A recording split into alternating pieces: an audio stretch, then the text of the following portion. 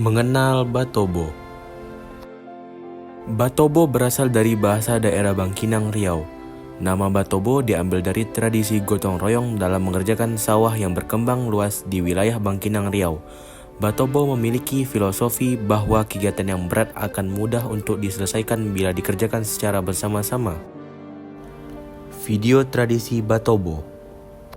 Selain ada unsur kebersamaan, dalam kegiatan ini juga mengandung unsur kedisiplinan, karena tiap anggota Batobo harus menunggu jadwal pengerjaan sawahnya secara bergiliran. Dengan demikian akan lebih cepat selesai, lebih mudah dan hasilnya dapat dinikmati secara bersama. Batobo didirikan dalam sebuah kelompok yang mempunyai seorang pimpinan untuk mengatur setiap pekerjaan anggota. Di daerah Bangkinang Riau, Batobo banyak dilakukan di dalam sebuah pekerjaan pertanian, bercocok tanam padi. Setiap warga mempunyai lahan untuk diolah dan ditanam padi secara bergiliran. Warga yang tidak mempunyai lahan untuk bercocok tanam padi diperbolehkan ikut dalam kelompok Batobo. Warga tersebut bekerja dan akan diberi upah yang sesuai dengan kesepakatan bersama. Usaha Batobo bersama memerlukan tim yang solid. Istilah Batobo hampir sama dengan istilah manajemen. Manajemen suatu proses yang khas yang terdiri dari tindakan-tindakan perencanaan, pengorganisasian, menggegerkan dan pengawasan yang dilakukan untuk menentukan serta mencapai sasaran-sasaran yang telah ditetapkan melalui pemanfaatan sumber daya manusia serta sumber-sumber lain. Batobo merupakan salah satu kesenian anak negeri Melayu, merupakan perkumpulan muda-mudi untuk turun ke sawah atau ladang.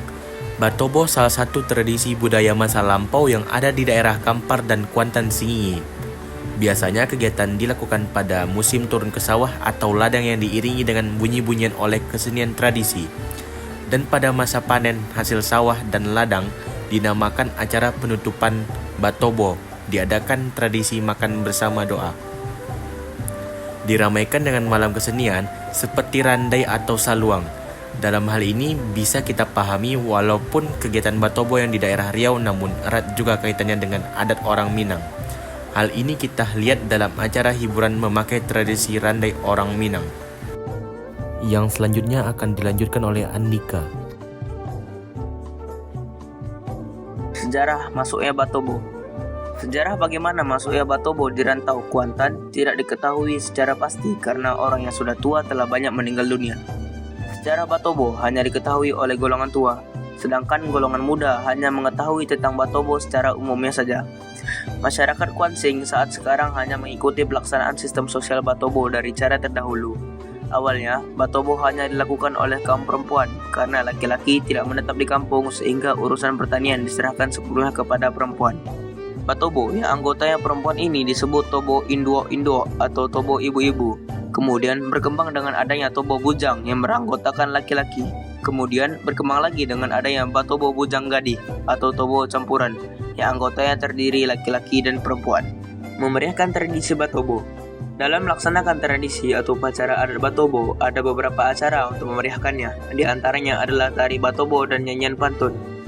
Tari Batobo merupakan tarian berkelompok. Dalam tarian ini menceritakan tentang proses untuk penanaman padi di ladang. Cerita tersebut tersampaikan oleh penari dengan gerakan gotong royong. Contohnya menebas semak, menyiang ladang, hingga sampai pada ujungnya ialah disampaikan dengan gerakan menuai padi. Yang kedua, nyanyian pantun. Contoh nyanyian pantun akan kita lihat pada video berikut ini.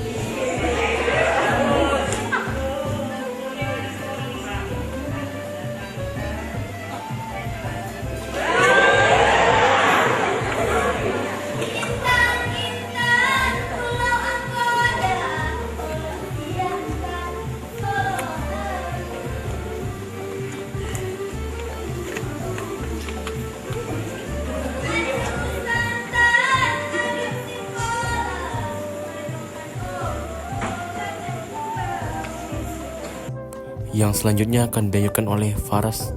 Nilai filosofi. Nilai dan filosofi yang terkandung dalam Batobo. Yang pertama, nilai tolong-menolong. Yang kedua, nilai kerjasama. Yang ketiga, nilai sepenasib sepenanggungan.